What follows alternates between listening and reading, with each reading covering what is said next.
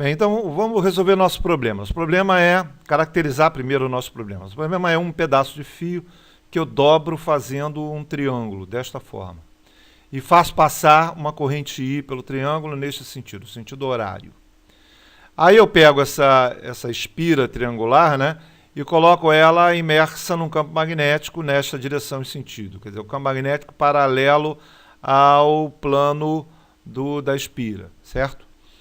Bom, em primeiro lugar, está caracterizado os eixos de coordenada do problema, o I para a direita, né, o X para a direita na horizontal, Y na vertical para cima, então I e J, e com isso a gente usa o sistema de coordenada para poder calcular a força, o vetor força da espira. E o que a gente faz? Primeiro é caracterizar, pegar um pedaço de fio e caracterizar esse pedaço de fio, sabendo que nesse pedaço ele é infinitesimal, eu tenho uma quantidade de carga infinitesimal e essas cargas se deslocam num vetor de deslocamento dl dentro desse pedaço de fio. Para calcular a força, a gente usa a força de Lorentz. Essa quantidade de carga dq se move com a velocidade v e a força de Lorentz é dq v vetor b.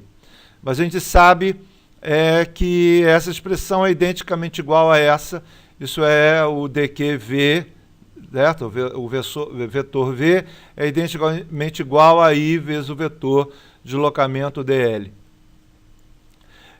Uma explicação mais detalhada disso está no problema 1, certo? E você vai poder ver lá. Bem, se o φ é reto, todos os dLs vão estar na mesma direção e sentido, o produto vetorial entre ele e o B vai estar na mesma direção e sentido, se o B, na verdade, for homogêneo, e, consequentemente, todos os meus DFs vão estar na mesma direção e sentido. Consequentemente, se o φ é reto e o campo é homogêneo, a força total vai ser simplesmente I vezes o vetor L, que é o vetor de deslocamento total das cargas dentro de todo o fio, produto vetorial com campo magnético B. Bom, para fazer essa conta, em primeiro lugar, a gente pega o vetor B e caracteriza o vetor, esse vetor. No caso, o B estando na horizontal para a direita, está na mesma direção e sentido que o versor I. Então, meu vetor B é simplesmente o módulo B vezes o versor I. E a gente começa primeiro pela lateral esquerda, né, que é essa parte aqui. Na lateral esquerda, o meu DL é caracterizado desse jeito, ele tem o vetor de deslocamento no mesmo sentido que a corrente, que é o movimento das cargas, onde elas se deslocam, e eu sei que com relação à vertical, o meu fio tem um ângulo de 30 graus com relação à vertical, e o meu DL, então, pode ser escrito vetorialmente desse jeito. Isso é, na direção horizontal é dl seno de 30, na direção vertical é dl cosseno de 30. dl seno de 30 na direção I e cosseno de 30 na direção J. Bom, seno de 30 é meio, cosseno de 30 é raiz de 3 sobre 2, e o meu vetor dl é simplesmente meio de dli mais raiz de 3 sobre 2 dlj. A força F, então, a minha força dF, então, ela vai ser I vezes o dl, que é meio de dli mais 1/3 de dlj.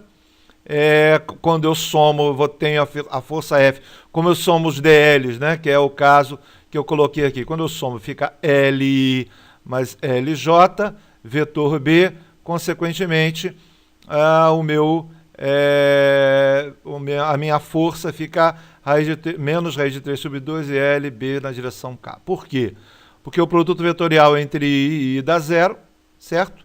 Esses dois vetores vão estar na mesma direção e sentido, que é a componente horizontal de DL, está na mesma direção de B, e essa parte do movimento não interage com o campo. E a componente na direção J vai interagir com o campo, que é J vetor I já está no sentido contrário ao vetor K, que é menos K. No caso, se o I e J são caracterizados assim, o meu vetor K está para fora desse plano. Para fora desse plano quer dizer o meu vetor menos K vai estar para dentro do plano, e a minha força, então, é uma força para dentro do plano desta forma. Bem, E na lateral direita, basicamente o processo é o mesmo. O meu DL vai estar para cá, o meu fio faz um ângulo de 30 graus com esse ângulo aqui com relação à vertical, e o meu DL é caracterizado desse jeito. A única diferença com relação à lateral esquerda é que a componente vertical está no sentido contrário a J, então fica menos DL cosseno de 30 na direção J. Então fica menos raiz de 3 sobre 2 na direção J, consequentemente a minha força vai ser I meio de L e menos raiz de 3 sobre 2 LJ, vetor B. Da mesma forma, I vetor I é 0, J vetor I é menos K, com esse menos fica mais, isso então fica mais raiz de 3 e LB na direção K. Sendo assim, a minha força agora está na direção positiva de K, isso é para fora do plano. Ok? Então, a minha força aqui é para dentro do plano, essa aqui é para fora do plano. E na parte de baixo? Na parte de baixo eu tenho o meu DL na mesma direção que o vetor I no sentido contrário, né? Do versor I e no sentido contrário. Consequentemente, o meu DL é menos DL vetor I, certo? A minha força, então, é menos IDLI vetor BI e, consequentemente, a minha força é igual a zero, certo? Por que a minha força é igual a zero? Porque na parte de baixo as cargas se movem na mesma direção e sentido que o vetor B. Ela move na mesma direção e sentido que o vetor B, então é zero. Ora, mas a soma das duas forças também é zero, já que elas têm a mesma direção e sentido contrário. A soma dessas duas forças é zero, e mais a força de baixo é zero. Consequentemente, a soma das forças de toda a espira é igual a zero. Detalhe, isso independe da direção e sentido do campo. Isso é, se meu campo é homogêneo, a soma das forças sobre uma espira fechada, a interação com o campo, é sempre zero. Ou seja, qualquer espira fechada que interage com o campo magnético, a força total sempre vai dar zero. Mais um detalhe importante, que é o seguinte, ela vai ser zero, mas esse fio, a força dele é para fora e esse fio, a força dele é para dentro. Consequentemente, eu vou ter um torque. Quer dizer, esse fio vai girar com um torque que é diferente de zero, certo? E ele gira com relação a este eixo de rotação. Essa parte da espira vem para fora e essa parte da espira vai para dentro, fazendo ele girar.